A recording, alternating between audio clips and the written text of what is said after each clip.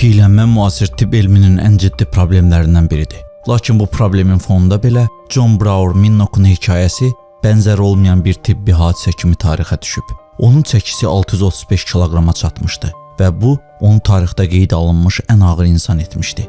Onun həyatı həm faciəli, həm də ibrətamiz bir nümunədir. Piyələnmənin son həddi insan sağlamlığına, sosial həyatına və hətta bədənin əsas funksiyalarına necə təsir göstərə bilər? Necə oldu ki, adi bir uşaq sonradan daşınması üçün onlarla xilas edicinin köməyinə ehtiyac duyan bir insana çevrildi? Niyə ən radikal tədbirlər belə onun çəki artımını dayandıra bilmədi? Və bu unikal hadisədən müasir tibb hansı nəticələri çıxara bilər? Bu videoda John Minnock'un həyat yoluna, uşaqlığından başlayaraq normal həyat sürmək cəhdlərinə, xəstəliklə mübarizəsinə və faciəvi sonuna qədər ətraflı nəzər salacağıq. Sizsə bizə dəstək olmaq üçün kanala abunə olaraq şərh yazmağı unutmayın. John Minnock 29 sentyabr 1941-ci ildə Amerika Birləşmiş Ştatlarının Washington ştatının Seattle şəhərində John Minnock və June Brower'ın ailəsində dünyaya gəlib. Doğulduqda onun çəkisi təxminən 3 kiloqram idi. Yəni heç bir problem gözlənilmirdi. Lakin uşaqlığı illərindən etibarən o sürətlə kökəlməyə başlayıb. 12 yaşında 133 kilo, 22 yaşında isə 178 kilo olub. Minnock ailəsi sonradan Bellingham şəhərinə köçüb. John ailənin yeganə övladı idi. Atası mexanik işləyən John Minnock 1962-ci ildə ürək tutmasından vəfat edib.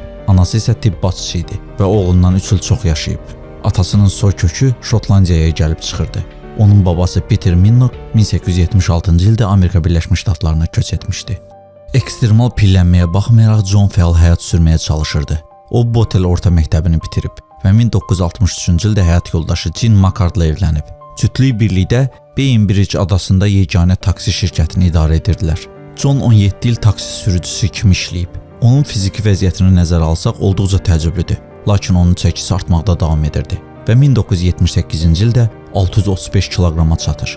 Həkimlər bunun bir hissəsinin bədəndə maye toplanması ilə əlaqədar ola biləcəyini düşünürdülər. John isə iddia edirdi ki, onun çəkisinin əsas səbəbi elə həmin ödəmlərdir. Amma Britaniyalı mütəxəssis David Haslam da daxil olmaqla həkimlər bu fikirlə razı deyildilər. Onların sözlərinə görə ödəm piyələnmənin səbəbi yox, nəticəsi idi.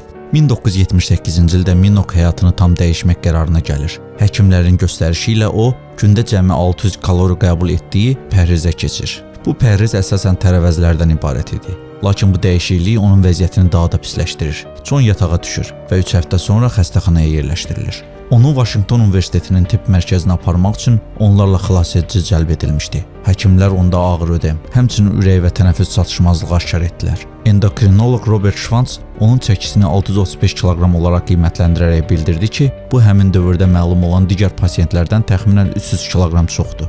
John xəstəxanada 2 il qalır və bu müddət ərzində gündə 1200 kalori qəbul etdiyi pəhrizlə 419 kiloqram arıqlayır. Bu tibb tarixində ən böyük çəki itkisi kimi qeydə alınıb. Xəstəxanadan çıxdıqda onun çəkisi 216 kiloqram idi və o 95 kiloqrama qədər arıqlayacağını ümid edirdi.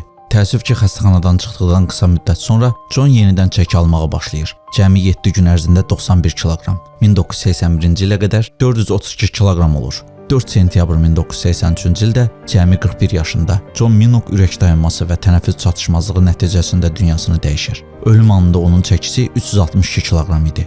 Bədənin nəhəng ölçülərinə görə onun üçün xüsusi tabut düzəldilir. Minnock'un dəfn mərasimində 11 nəfər iştirak edirdi və onun məzar yeri 2 sahə tutur.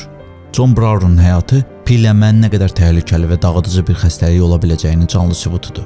Onun hekayəsi həm tibb üçün, həm də cəmiyyət üçün insan sağlamlığına laqeyd yanaşmağının nəticələrinə dair dərin bir dərs olaraq qalır. Növbəti videonun sonu. İzlədiyiniz üçün təşəkkürlər.